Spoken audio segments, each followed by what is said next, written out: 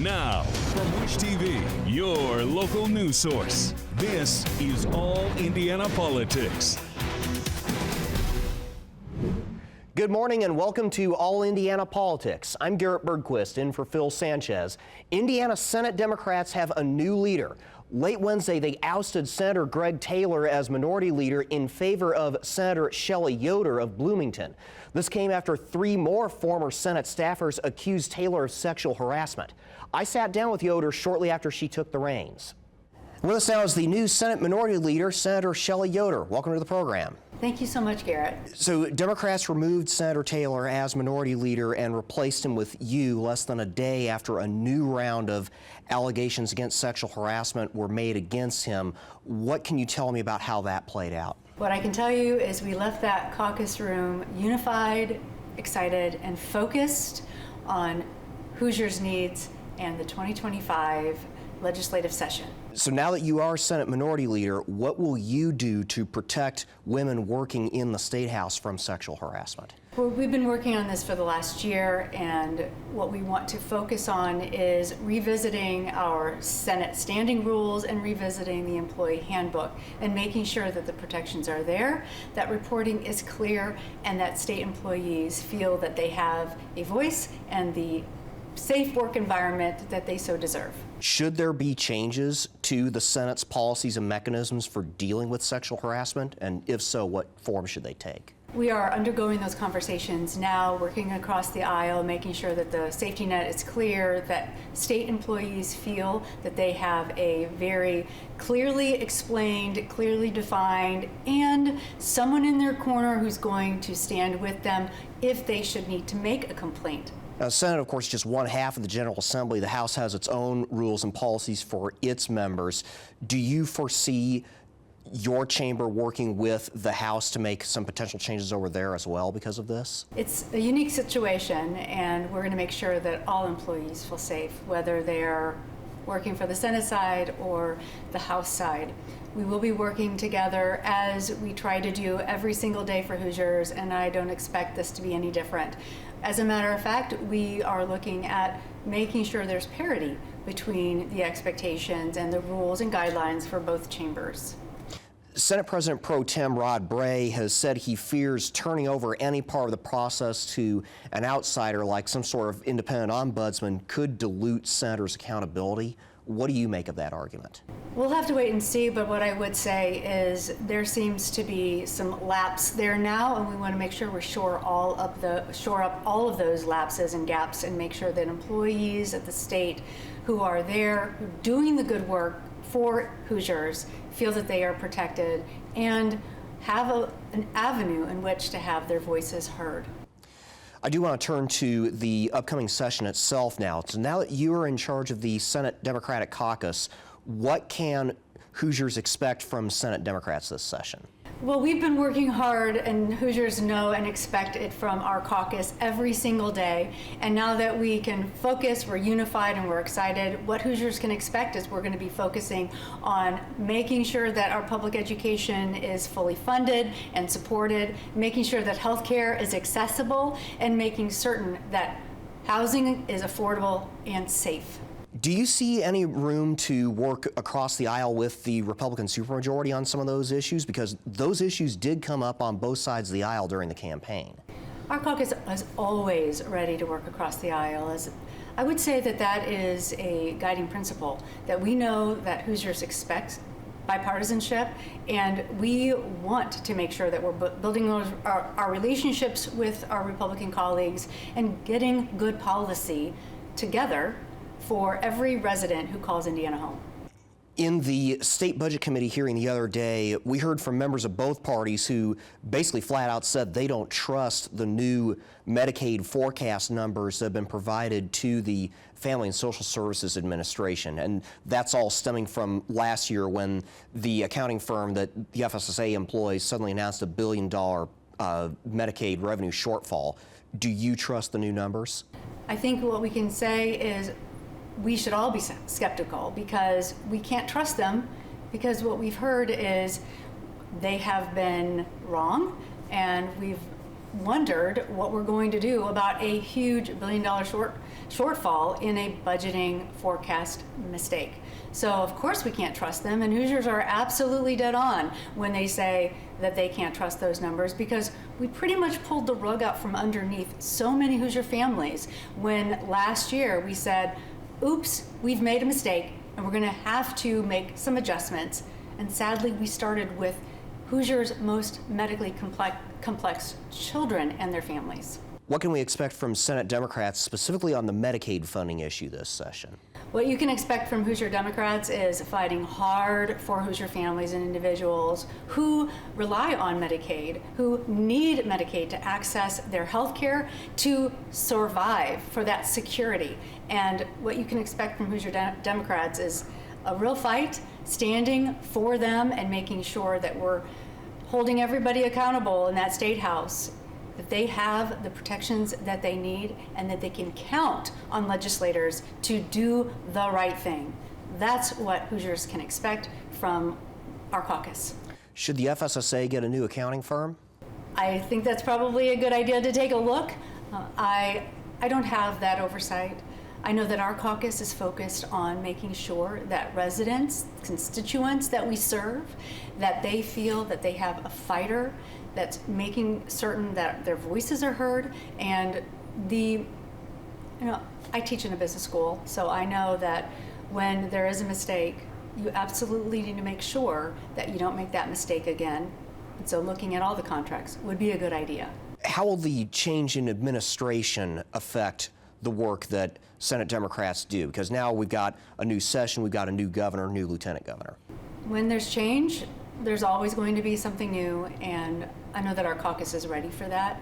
What Hoosiers can expect is that our caucus is ready, that we're focused, we're excited, and we're absolutely focused on this next legislative session. And I just want to add to that, it's exciting, because you never know what a new administration is going to bring to the table. We've been reading the agenda of our new governor-elect, but you don't actually see it, because right now it feels more like talking points, and we need to make sure that we're doing the work that Hoosiers have called us to do. So that's what we're going to be focused on. Coming up, Fort Wayne's mayor tells me about the moment that led her into politics. Welcome back. Fort Wayne's mayor says she wants to change her city from somewhere you go through to a place you go to. I recently headed to Fort Wayne to sit down with Mayor Sharon Tucker. She became mayor in April after the sudden death of longtime Mayor Tom Henry. It's part of our series highlighting the work of Indiana's black mayors. We're looking at building out all of this along the river. After working for 10 years in government finance, Tucker has quickly settled into her new role at the top. We were able to cut the ribbon on both the Star, which is Star Banking's new building, and the Pearl, which is a new luxury apartment complex with some retail space down in the lower level of the Pearl. Although Tucker is a relative newcomer to the public sector, she says the seeds of the office were planted back in high school. In high school, I kept thinking to myself, what is this student body council? What is this student body council? And I could not believe that I had not been involved, because I thought, I like to make decisions. I like to be at the table where decisions are being made. And it was at that moment that I decided that I would never again miss an opportunity to be included in the decision-making process. Tucker is Fort Wayne's first black mayor and one of a record 9 black mayors in the state. She tells me she's a little surprised and pleased to hear about that. We all bring different perspectives to conversations, and if we are looking to be able to build community, it is only to our advantage to be able to have the different voices represented in that community. Tucker says for her, that means ensuring Fort Wayne has something for all walks of life. She says she especially wants to tackle homelessness. City officials say more than 1,000 people are currently homeless in Fort Wayne. Developers are adding affordable apartments at the Landing. She says she wants to invest in housing and infrastructure elsewhere downtown and in the city's neighborhoods. Tucker's term runs through the end of 2027. She says she strongly encourages anyone with an interest in public service to run for office. And she says learn to listen, even if it's not what you want to hear. One of the secret sauces of success is always listening to your community. And so many times when we're elected, we fail to remember that we are here for the people. We are here to represent what the people want and what the people need. And we just make the final decision based on the information that has been shared with us from the people. Coming up, Indiana's best political team assesses the ongoing sexual harassment scandal at the State House and whether lawmakers can trust the revenue numbers they're seeing. Welcome back to All Indiana Politics as we welcome in two members of Indiana's best political team, Democrat Lara Beck and Republican Mario Massillamany. Let's begin with the latest shutdown fight. Mario, do Republicans own this if this becomes a pattern in the next Congress? You know, I think the Republicans have to be very careful. You know, they had some significant wins this November, won the House, the Senate, and the presidency. So the Republicans truly have to show the American people that they're willing to lead. And I do believe that this is this government shutdown, even if it happens, it would be short-lived in the sense that we will make sure that, you know, people are, pensions are funded, government employees are paid. But, you know, Republicans need to make sure that this is not some sort of repeat where the media cycle is just talking about the government shutdown. There's so many things that President Trump, or soon to be President Trump, and the House and Senate are planning on doing. We don't need to spoil that by just talking about the debt ceiling and the government shutdown. Lara, we're now over $36 trillion. That's trillion with a T in debt. Do Democrats own this problem too? Well, I mean, I think it takes two to tango, but if we're going to talk about this specific government shutdown, I think really the person who has put the ball in motion for this is Elon Musk. Had he not put that tweet out talking about how this congressional resolution and this needed to happen, had he not done that and struck fear in the hearts of congressional Republicans, I think we wouldn't be in this situation. I think that's part of the danger of having someone like an Elon Musk, who basically is empowered to be the president, to be an unelected president. Having somebody like that in this very emboldened and empowered moment, making these sort of reckless actions before Donald Trump has even taken office, I think that's going to actually create a very challenging political dynamic for the president elect, and I think we're going to continue to see more of this as we move down the line. So let's turn now to state politics for a little while. Lara, we heard earlier from Senate Minority Leader Shelli Yoder. She says the Senate will review its sexual harassment prevention policies. Is that enough? What needs to change at the State House? Well, I think that there needs to be an overall look at how is this done? What are these HR policies in place? And across the aisle, across the entire, anybody who works in that building or who works within that structure should be able to feel safe and protected in the workplace. I think that's just completely imperative. I think what Senator Yoder is proposing is a good first step. I think the state Democratic Party has put together a policy as well. But I really think that both parties need to come together to put some type of commission together or some type of framework in place. The first step is to admitting you have a problem. And then the second step is, how do we make sure this doesn't happen again? And I think it's really incumbent upon everyone who is an elected official or who works for an elected official to make sure that they are a part of that solution. Mario, should there be an independent ombudsman for General Assembly interns and employees to handle situations like this? I believe so, and not to get too political about this, but, Democrats have been talking over the last 2 years about how they're here to protect women's rights. And, the two major stories regarding sexual harassment was in the Hogshead's administration, where even reporters talked to multiple employees in the Hogshead administration, and they talked about it being a toxic environment. And then now we see with Senate Minority Leader, 6 people coming out stating that they were sexually harassed by him. Again, to get back to Laura's point, there needs to be some rules and regulations. These interns and even the lobbyists need to be protected in this situation. We're about to get into 2025, and if a woman cannot do her job without having to deal with some man sexually harassing her, trying to sexually attack her, and can't take a no for an answer, then that's a serious problem.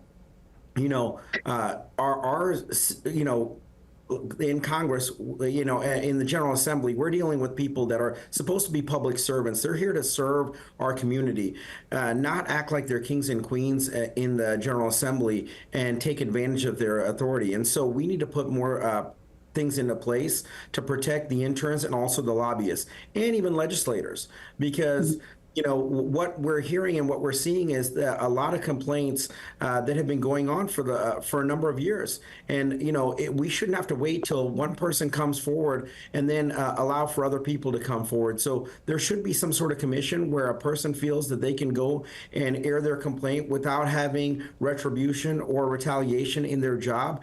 And as such, I believe that both the House and the Senate need to come together and figure out a new set of rules, both with the Republicans and Democrats, to protect these women, because this is not acceptable. I believe both Republicans and Democrats can agree that this type of behavior is not acceptable, that women should not have to fear the ability to just work and to be successful, that they have to be preyed on by some of these men.